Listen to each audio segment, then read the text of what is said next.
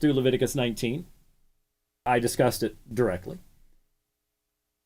When I wrote the book on homosexuality, I was challenged to be consistent in the, have you checked to make sure that there's no mixed fibers in your shirt thing, shellfish, and the issue of Leviticus 19:28 came up. You shall not cut yourself for the dead. You shall not tattoo yourself. I am the Lord your God.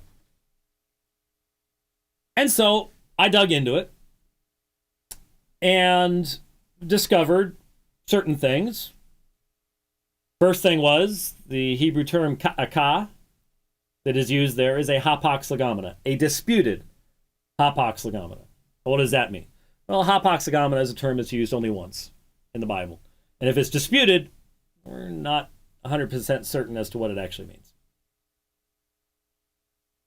Right there, that in and of itself is enough to put that issue into the Romans 14 category. A basic element of exegesis is you never make a dogmatic case out of a text that has a disputed hapax legomena. You don't do it. It's just inappropriate exegesis and interpretation. But there's more to it than that. I could have done what most people did with the text and go, well, it's a ceremonial law. It just has to do with Israel. Dismiss it. I don't go there. Anybody who's listened to my holiness code knows that I don't dismiss it in that way. Instead, what I discovered was there is a Deuteronomistic parallel in Deuteronomy 14:1 to Leviticus 19:28. And there, the parallel to akah, tattoo in Leviticus 19:28, is to shave your forehead, which for some of us, we do every day, actually, come to think of it. And what connected them together? For the dead, for the dead. So I started looking into it. I started thinking about the religious background. This was an altering of your appearance.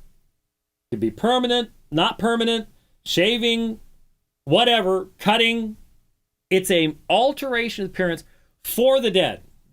For the dead. Well, in the religions those days, you either could be honoring the dead.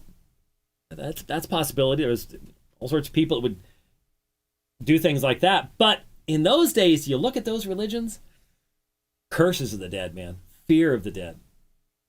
And then you think about it, you go, oh, they're trying to hide from the curses of the dead, alter their appearance. And so what are both of those texts saying? They still have relevance to us today. Why? Well, because there's still a whole lot of people that are concerned about the dead. And it's funny, I've talked to people overseas, people in Ukraine, and it's like, oh man, are the Orthodox into the dead saints and the dead and stuff like that? And I'm like, really?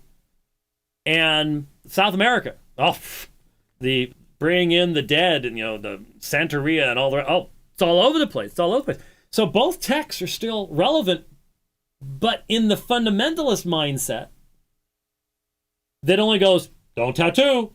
Well, we don't know that it's tattoo, but don't do it anyways. We're going to interpret it in the modern sense. They miss the real issue. And the real issue is, God says, the dead can't do anything to you. I'm God. I'm in control. Fear me.